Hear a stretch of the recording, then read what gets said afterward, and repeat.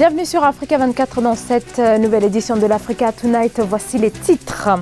Des manifestants maliens réunis à Bamako vendredi 10 janvier pour exiger le départ des forces étrangères, en particulier la force française Barkhane. 550 millions de dollars, le résultat enregistré en 2019 par les banques d'investissement, soit une hausse de 3,1%. Analyse à suivre dans ce journal. Et du sport également avec la Fédération togolaise de tennis qui met de plus en plus l'accent sur la découverte de jeunes talents. Mais d'abord cette rencontre à Djibouti, jeudi 9 janvier, entre le président djiboutien Ismaël Omar Guelleh et Wang Yi, le ministre chinois des Affaires étrangères. Les deux pays ont réitéré leur volonté d'accentuer leur niveau de coopération bilatérale. La Chine est un acteur incontournable dans le pays d'Afrique de l'Est, dans de nombreux domaines de l'économie, mais une présence qui pèse aussi, puisque Djibouti se trouve être l'un des 3 pays africains dont la Chine est le principal créditeur. Elle y détient près de 70% de la dette extérieure. Ils étaient 1 millier selon la police ou plusieurs milliers selon les organisateurs de la manifestation de vendredi dans la capitale Bamako pour exiger le retrait des forces françaises présentes sur le territoire malien, une force de 4500 soldats qui, comme celle de l'ONU entre autres, ne parvient pas à mettre fin aux attaques depuis les premières violences qui ont éclaté en 2012 dans le nord du Mali. Reportage de notre correspondant Mokhtar Bari. La place de l'indépendance de Bamako était le lieu de rassemblement des associations de la société civile, partis politiques de la majorité comme de l'opposition, à la marche dénonçant la présence des forces françaises. Cette manifestation se tient à quelques jours du 7e anniversaire de l'intervention française, mais aussi du sommet des chefs d'État à Pau. Donc le bilan est désastreux, le bilan n'est pas bon du tout. Donc maintenant il faut changer. Quand vous êtes venu aider à quelqu'un, si vous n'avez pas pu, il faut te retirer. Nos militaires morts jour en jour, des dizaines et des centaines, nous on ne veut plus de ça. Aucun pays ne peut progresser sans l'aide de son propre aile. Seul l'oiseau vole de son propre aile. On est là pour toute l'Afrique, pas pour le Mali seulement. Parce que ce qui se passe ici au Mali, ça doit être faire mal à tout le peuple africain.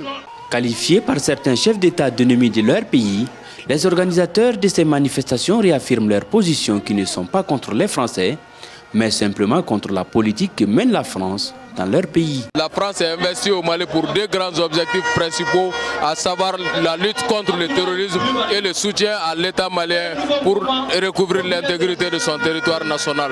Et nous constatons que 7 ans après, cela reste toujours un rêve et cela reste toujours un discours vain et le peuple malien ne peut plus continuer à subir cette escroquerie diplomatique.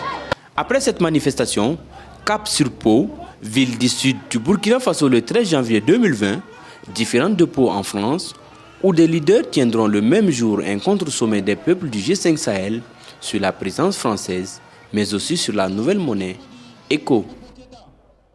Le mouvement de contestation se poursuit en Guinée où le FNDC, plateforme qui rassemble l'essentiel de l'opposition et de la société civile, appelle à une mobilisation massive à partir de lundi. Une nouvelle manifestation quelques semaines après l'annonce par le chef de l'État Alpha Condé de son intention de changer la Constitution. Ses opposants l'accusent d'agir ainsi pour pouvoir briguer un 3e mandat présidentiel en 2020.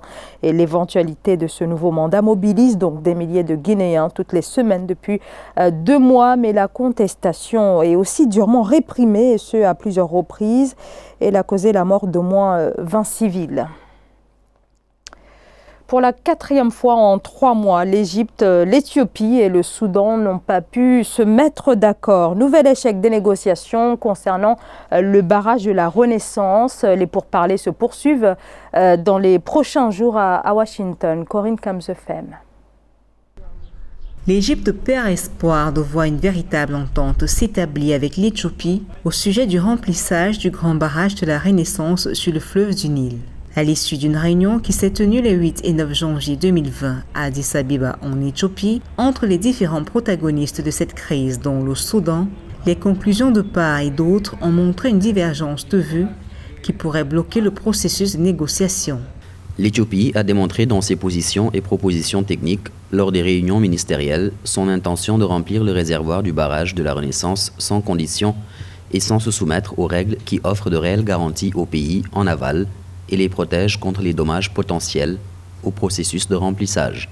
Le principal obstacle à un accord concerne justement le remplissage du réservoir du barrage qui peut contenir 74 milliards de mètres cubes d'eau.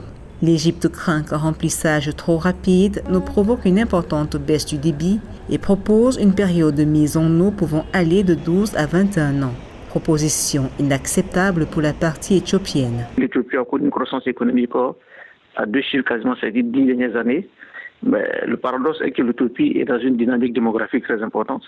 Elle a besoin du Nil pour pouvoir continuer à financer son cheptel, le Betaïd, qui est le plus important de l'Afrique. Et elle est en train de rechercher une véritable autonomie énergétique. Au vu de la production énergétique de l'Éthiopie est estimée à 45 000 mégawatts. Ouais, donc autant d'enjeux pour l'Éthiopie. Cette 4e rencontre clôture une série de pourparlers en œuvre depuis novembre 2019.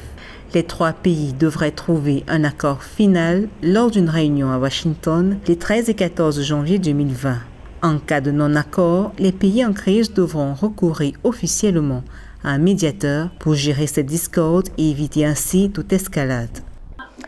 422 affaires liées à des infractions à la législation et à la réglementation de change et des mouvements de capitaux enregistrés en Algérie entre janvier 2019 et le mois d'août de la même année. Le montant en lien avec ces infractions de change détectées représente, selon la Direction générale des douanes, plus de 8 milliards de dinars avec des amendes de l'ordre de 31 milliards de dinars. Au terme de l'année 2019, les revenus des banques d'investissement en Afrique subsaharienne se sont chiffrés à plus de 550 millions de dollars, soit une hausse de 3,1% par rapport à 2018. Une performance qui tend à indiquer un regain de dynamisme. Les précisions d'Aïssatou Bari. En Afrique subsaharienne, les banques d'investissement ont généré 555,6 millions de dollars de revenus en 2019. Cette performance est en hausse de 3,1% par rapport à 2018. L'activité de fusion-acquisition a particulièrement été dynamique au cours de l'année de référence avec des annonces de transactions valorisées à un niveau record de 79,6 milliards de dollars.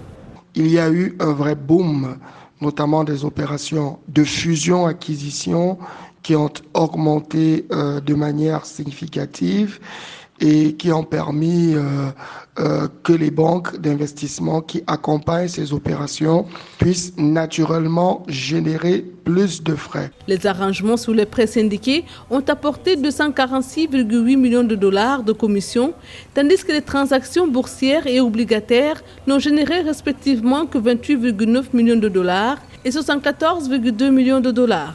Des opérations de prêts par syndication qui ont été multipliées quand même vers le deuxième semestre, aussi bien par les États que par les entreprises, et sur lesquels les banques d'investissement, qui sont soit des conseils, soit des arrangeuses, tirent souvent des commissions assez intéressantes. Il faut souligner que les revenus d'assistance générés par les banques d'investissement sur les opérations fusion-acquisition impliquant l'Afrique subsaharienne achevées en 2019 ont atteint 205,4 millions de dollars, un record depuis les 8 dernières années.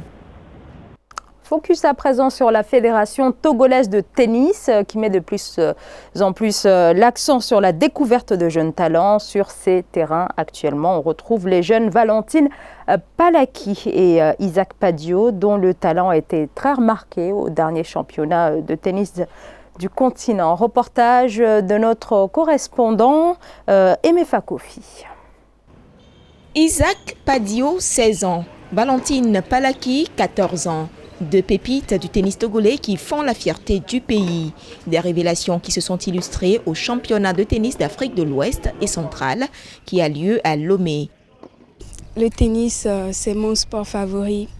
C'est une passion pour moi et j'aimerais dans le futur pouvoir être la future Serena Williams. Isaac Padio, désormais surnommé le roi du tennis, chez les 16 ans et moins, a joué ses premières balles de tennis en 2009. En finale simple face à l'Ivoirien Frankie Hoyman, il gagne en 2-7, 6-4, 6-2. Victoire également du jeune Togolais quand il s'agit des compétitions par pays, notamment face au Burkina Faso. Je compte encore y aller au maximum à chaque match que je fais jouer.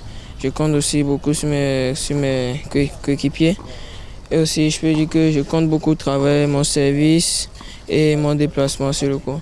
Le championnat de tennis d'Afrique de l'Ouest et centrale, auquel prennent part plus de 80 athlètes, vise à détecter les meilleurs joueurs et équipes devant participer au prochain championnat africain des jeunes de 2020. Tout champion du continent est une pépite et donc Isaac Padio et Valentine ont un bon niveau pour attirer l'attention de la Fédération internationale de tennis et trouver les moyens pour les aider, les accompagner dans leurs projets sportifs. Le tennis togolais enregistre depuis quelques années une performance internationale grâce à ces pépites qui ont besoin d'un meilleur accompagnement financier de l'État togolais afin de se hisser au rang des grands joueurs de tennis sur le continent et dans le monde. Et on termine par ces images de la designer originaire du Nigeria, Lani Adeoye, à la tête du studio Lani, une société qui intègre des designs traditionnels dans des meubles fonctionnels d'intérieur et d'extérieur. Lani Adeoye, inspirée notamment par le tambour parlant d'Afrique de l'Ouest. Ses productions se vendent actuellement jusqu'à $3 000 et elle expose aussi par ailleurs au Nigeria et en Europe.